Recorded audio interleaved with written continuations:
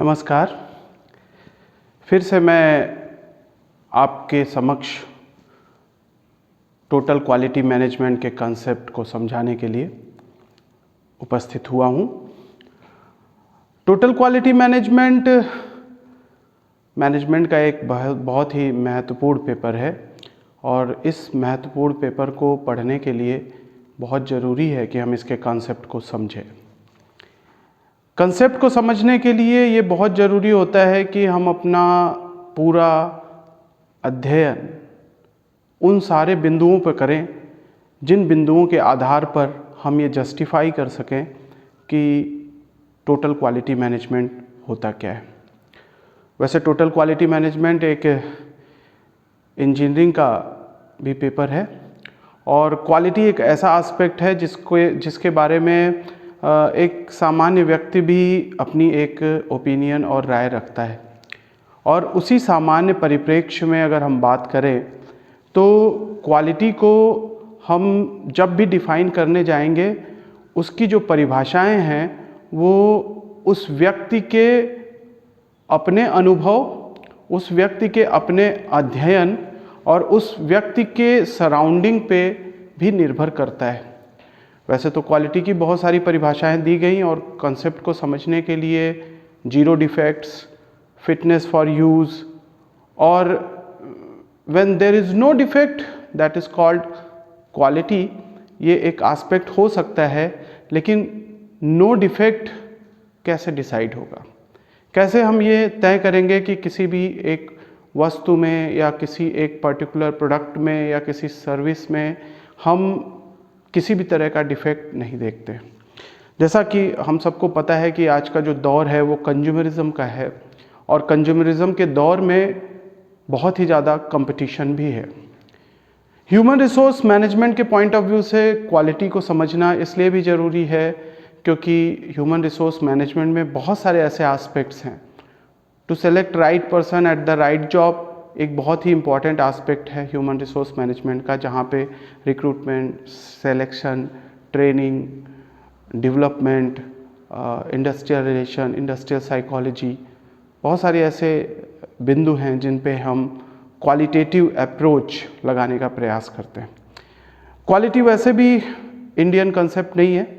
Quality का जो parameter है या क्वालिटी की बहुत सारी जो परिभाषाएं हैं वो तय की जाती हैं विभिन्न जो जापानीज फिलॉसफर हैं, जुरान, डेमिंग, इनके आधार पर हम क्वालिटी को समझने की कोशिश करते हैं। क्वालिटी पैरामीटर्स में बहुत सारी चीज़ें हैं, जैसे एक PDCA साइकिल है, प्लान, डू, चेक, एक्ट। तो प्लान, डू, चेक, एक्ट ये 4 ऐसे स्टेप्स हैं जिनके बेसिस पे हम कह सकते हैं कि एक क्वालिटी सर्किल बनाई जा सकती है। तो क्वालिटी एक ऐसा एस्पेक्ट नहीं है जिसके बारे में कोई बहुत ही विशेष ज्ञान की आवश्यकता है, लेकिन क्वालिटी एक ऐसा एस्पेक्ट ज़रूर है कि बिना क्वालिटी को समझे हम ये नहीं समझ सकते कि वास्तव में किसी भी प्रोडक्ट या सर्विस की जो पैरामीटर्स हैं, जो स्टैंडर्ड्स हैं, उसको कैसे तय किया जाए।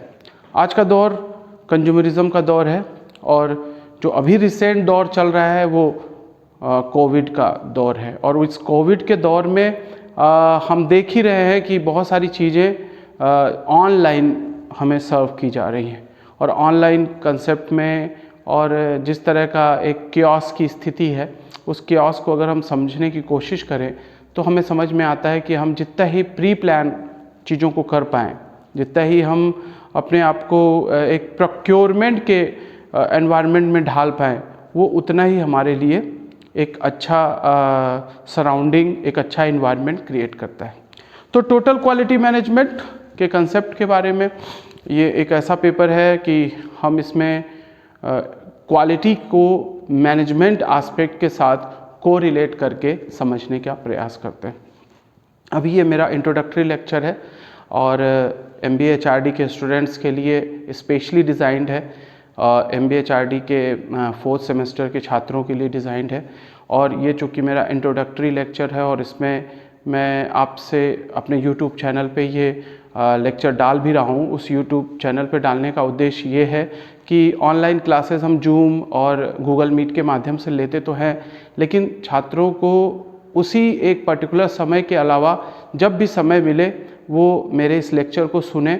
और उसमें मैं बहुत ही ऐसी बातें करना चाहता हूँ जो कि डे टू डे लाइफ में या डेली लाइफ में हम यूज़ करते हैं, जिससे वो हमें समझने में आसानी पैदा करे। बाकी बुकिश नॉलेज और रेफरेंसेस इस्तेमाल करना एक अच्छे स्टूडेंट की विशेषता होती है, अच्छे स्टूडेंट को उसको इस्तेमाल करना चाहिए। लेकिन उसके साथ साथ हर पर्टिकुलर सब्जेक्ट का जो व्यवहारिक पक्ष है वो आपको तभी समझ में आएगा जब आप उसमें अपने अप्रोच को अप्लाई करोगे। तो टोटल क्वालिटी मैनेजमेंट भी कुछ ही ऐसा है कि आप इसमें जब क्वालिटी की बात करते हैं तो आपको सोचना पड़ेगा कि क्वालिटी आपके लिहाज से क्या होती है, आप किन चीज़ों को कंसीडर करते हुए क्वालिटी को देखते हो। जैसे एक जनरल फिनोमेना की मैं बात करता हूँ कि क्वालिटी के कंटेक्स्ट में आज के समय में मैं अपडेटेशन को बहुत ही इम्पॉर्टेंट फिनोमेना या इम्पॉर्टेंट इंग्रेडिएंट मानता हूँ क्वालिटी के लिए। फॉर एग्जांपल आपका जो मोबाइल हैंडसेट है वो कितना भी एडवांस हो, अगर उसको आपने समय समय पे अपडेट नहीं किया तो वो बहुत सारे फीचर्स जो कि रिसेंट अपडेटेशन के साथ होते हैं वो आप नहीं प्राप्त करेंगे। तो सीधी सी बात है कि क्वालिटी का एक बहुत ही महत्वपूर्ण पैरामीटर हम अपडेटेशन को भी कह सकते हैं। वो अपडेटेशन किसी भी तरह का हो सकता है। जो प्रेजेंट एज है, जो वर्तमान दौर है, उसमें अगर हम बात करें तो क्वालिटी का होना नहीं होना वो सरकमस्टेंसेस बेस्ड भी है। जो सरकमस्टेंसेस क्रिएट होते हैं उन सरकमस्टेंसेस पे हम क्वालिटी को कहीं ना कहीं कंसीडर करते हैं या नहीं करते। और आज मैंने पहले भी बोला कि कंज्यूमरिज्म का दौर है और ह्यूमन रिसोर्स मैनेजमेंट में क्वालिटी बहुत महत्वपूर्ण रोल प्ले करती है, क्योंकि अगर हम ह्यूमन रिसोर्स मैनेजमेंट में क्वालिटी एस्पेक्ट से या क्वालिटेटिव एस्पेक्ट से चीज़ों का असेसमेंट करते हैं तो वो हमारे लिए एक अच्छा इनपुट देता है और उस अच्छे इनपुट होने के कारण हम क्वालिटी को अच्छी प्रकार से मैनेज कर पाते हैं। तो कंसेप्ट में हम बहुत सारी चीज़ों को डिस्क्राइब कर सकते हैं और आगे आने वाले लेक्चर में मैं और भी बातें करूँगा। मैं बहुत ही शॉर्ट और संक्षिप्त में अपनी बात कहना चाहता हूँ। फाइनली क्वालिटी एक ऐसा एस्पेक्ट होता है जिसको हम फिटनेस फॉर यूज़ भी कह सकते हैं, ज़ीरो डिफेक्ट भी कह सकते हैं, and where there is no defect, ये भी एक क्वालिटी का बहुत ही इंपॉर्टेंट पैरामीटर है। लेकिन क्वालिटी वैरी भी करता है पर्सन टू पर्सन। एक पर्सन से दूसरे पर्सन की जो क्वालिटी एक्सपेक्टेशन होती है वो वैरी करती है। तो क्वालिटी को हम कभी एक फाइनल एक शेप या फाइनल एक ये नहीं कह सकते कि ये क्वालिटी फाइनली हो गई। क्वालिटी में अपडेटेशन हमेशा रिक्वायर्ड होगा, क्वालिटी में जो इम्प्रूवमेंट हमेशा रिक्वायर्ड होगा, इसीलिए continuous improvement is the important factor for quality. तो अगर हम कंसेप्ट की बात करें तो when we continuously improve our self with respect to product और with respect to services, that is called quality. तो आज के लिए इतना ही। आप लोगों से अनुरोध करूंगा कि आप सिलेबस डाउनलोड कर लें MBA HRD 4th सेमेस्टर का, और मैं कोशिश करूंगा कि अपने YouTube चैनल पे YouTube लाइव के माध्यम से मैं आप सबसे इंटरेक्ट करूं।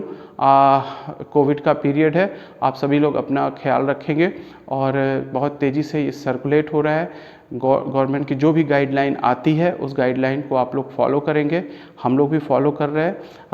पिछले 1 साल से हम किसी न किसी रूप में इससे सफ़र कर रहे हैं, लेकिन इंसान की जो प्रवृत्तियां होती हैं वो कभी इन सब चीज़ों से कभी प्रभावित नहीं होता। थोड़ी देर के लिए हम एक जैसे लग रहा है कि हाँ हम इससे प्रभावित हो रहे हैं, लेकिन फिर कुछ समय बाद हम ये रियलाइज़ करेंगे कि जो भी चुनौतियाँ हम इस वक्त में फेस करेंगे उससे हम और मजबूत होंगे।